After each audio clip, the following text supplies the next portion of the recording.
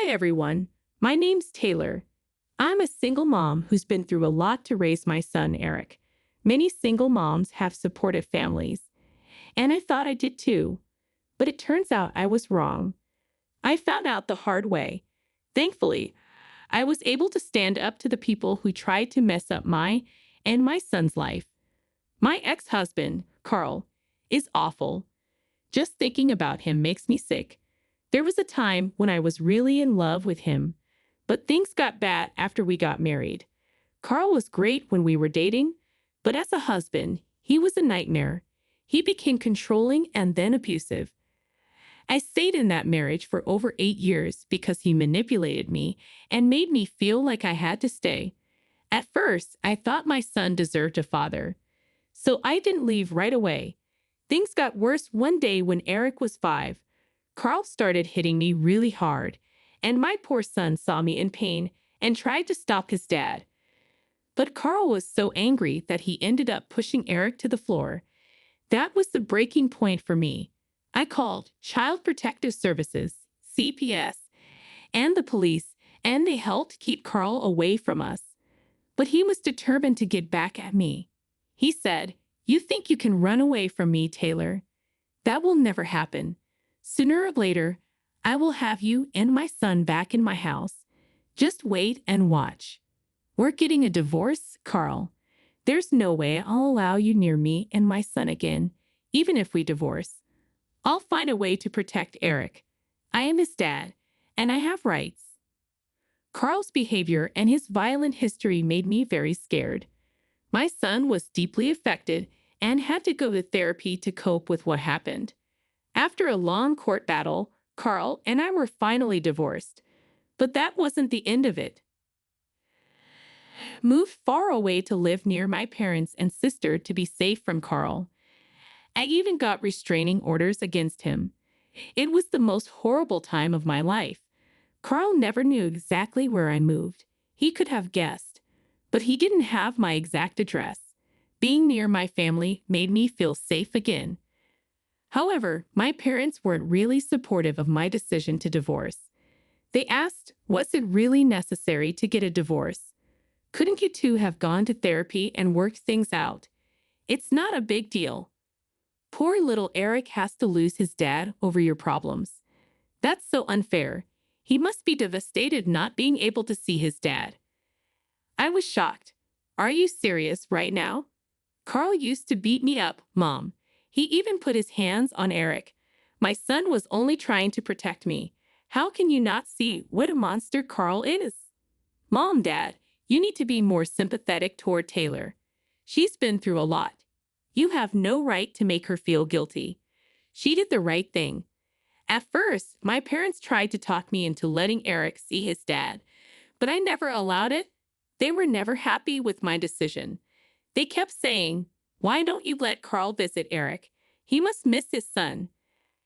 How would you feel if I wasn't around when you were growing up? I know I would have been devastated. Taylor, you grew up in a household with 2 parents. You can't be. You're so selfish with Eric. He deserves his father's love. Soon he'll start resenting you for keeping his dad out of his life. What are you even talking about? Eric is terrified of his dad. He begs me not to let him near us again. He has no desire to see his dad, and neither do I. You must be influenced by all the terrible things you've heard about Carl. Dad, if Carl was a good man and a loving father, he wouldn't have hit me in front of Eric, or at all. No matter how hard I tried, they wouldn't agree with my decision. But as time passed, they seemed to accept it. They were close to Eric and made great-grandparents. Eric bonded with them and his Aunt Blair. I think part of why my parents stopped pushing me was that I was financially supporting them. Blair and I sent them money each month because Dad doesn't have a good job and Mom doesn't work. Money might have been why they stopped bringing it up. Eric started school nearby and had a good job in an office. Things were going well, and I was happy surrounded by family. I had no idea my loved ones could be so awful to me.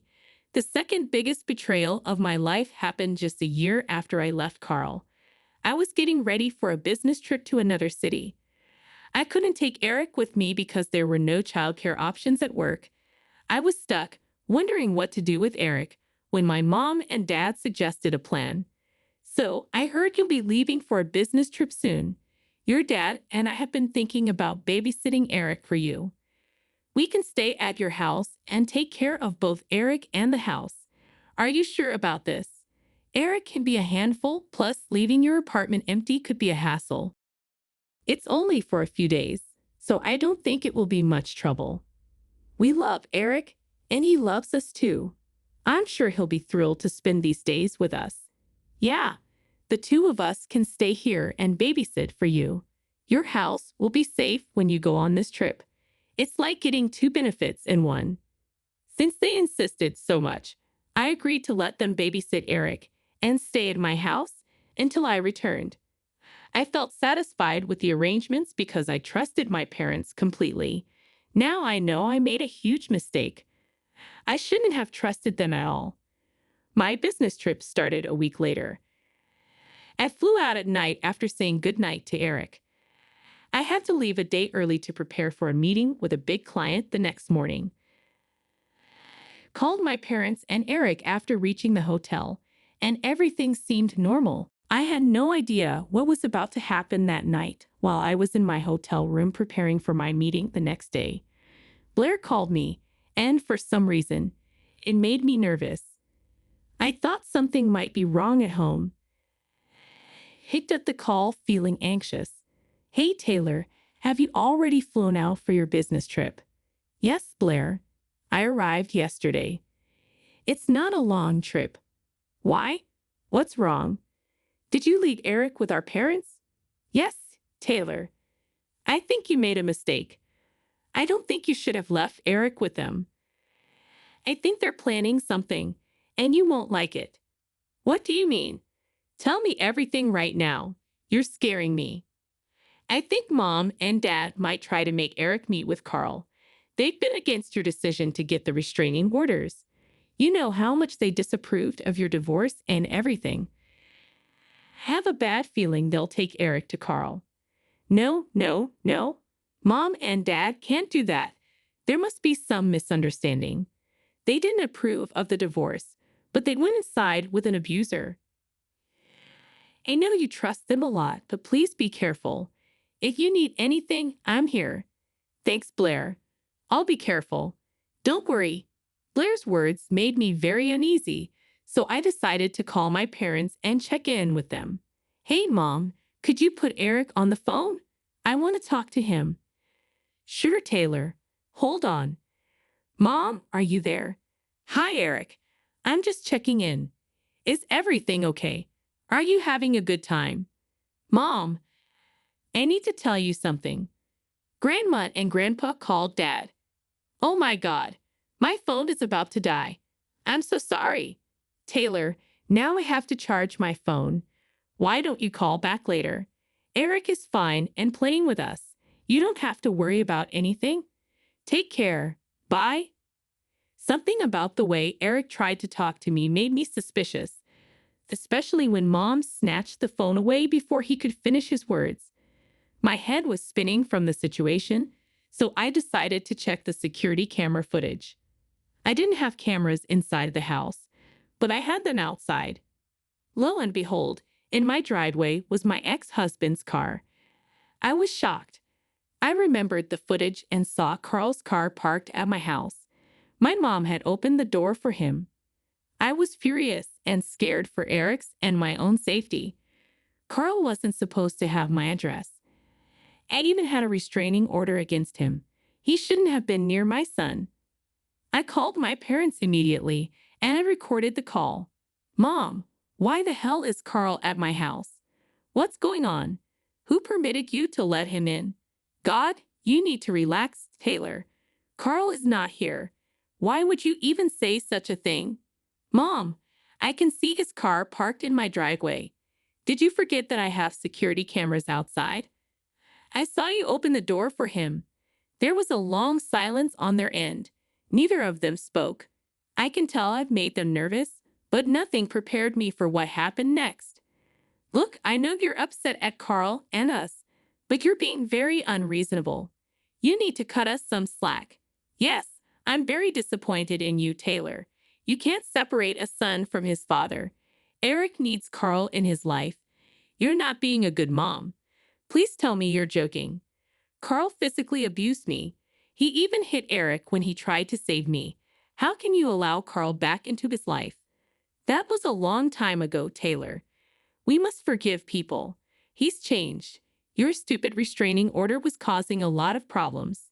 Yes, so your mom and I decided to take matters into our own hands. Since you wouldn't do it, we gave Carl our address and reunited father and son. They're so happy together. Mom, Dad, I'll give you exactly 5 minutes to kick Carl out. If you don't, there will be consequences. Don't threaten us, Taylor. We're your parents. You're 3,000 miles away. Carl will stay here as long as he wants. We're planning a picnic tomorrow. Now I'm hanging up before you talk any more nonsense. Mom said that and simply hung up on me. I literally gave them 5 minutes to kick Carl out. But when 5 minutes passed, his car was still in the driveway.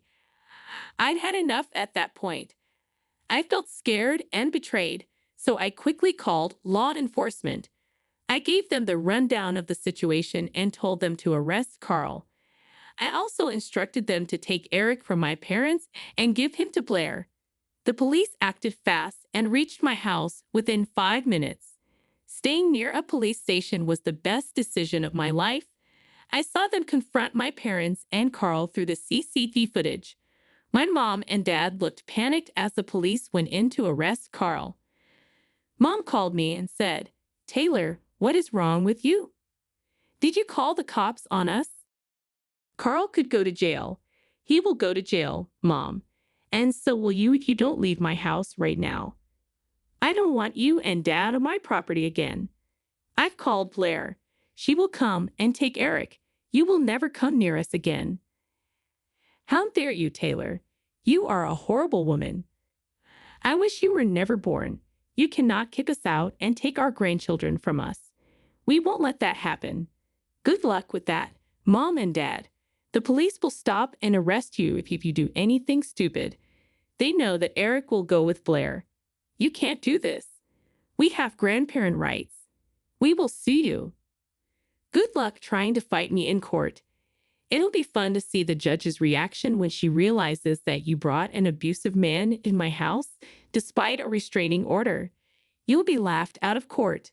Before either of my parents could reply, the police came out with handcuffs. Carl was escorted to the police car and put in the back seat. It gave me relief and satisfaction to see him back with the police. Then the police started to talk to my parents. They were flustered, and my dad was starting to shout at the cops. I'm sure they were trying to argue about Eric. Right then, my sister Blair showed up. She showed the cops her ID and took Eric with her. My parents tried to stop her, but the police intervened and kept them at bay. Then the cops stayed behind until my parents gathered their stuff and left the premises. My sister locked my house and took the keys from them. My parents tried to call and scream at me about the whole situation, but I didn't answer their calls. They started texting me with some weird messages, so I recorded all their texts because they were getting really interesting. What you did today wasn't right, Taylor. There will be consequences for this. You have no right to take Eric away from us. I can't believe you're my daughter. I hate you. You won't be able to keep us away, Taylor. You're a working woman. You won't be with Eric all the time. We'll get visitation from the court, and then we'll take Eric away from you. One CPS call from us can take Eric away. If you think you're smart, we're much smarter. We'll call CPS and tell them bad stuff. They'll place Eric in our care, and he'll never return to you. We know where Eric goes to school. We know your address. We'll find a way to be with him. You can't stop us. If you act crazy, we'll take him away from you. You'll never see him again. My parents are not only horrible, but also very foolish. They still expect that everything will go their way. They had no idea what I was going to do. Only time will show them. Meanwhile, Carl had already made a huge mistake by teaming up with my parents. He would suffer as well. I quickly finished my work and returned home as soon as possible. Blair kept Eric safe, and he was staying at her house. Eric was extremely relieved to see me again. "Mom, you came back. I thought you wouldn't come back for me." "Eric, what are you saying? I went on a business trip. Of course, I was coming back. Dad said you had left me, Mom.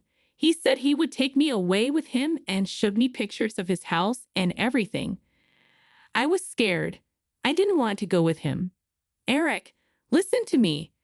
I will never let Carl take you or even be near you again. I'm not going anywhere. I promise you." I spent a long time consoling Eric and making sure he was okay. Apparently, Carl was talking about me abandoning him and how he was there to take Eric away. I was furious at Carl. CPS did get involved and heard Eric's account. They recommended therapy, and Eric is already going to one. I have also signed up for group therapy for both of us. Our therapist is great and really helps us deal with our trauma.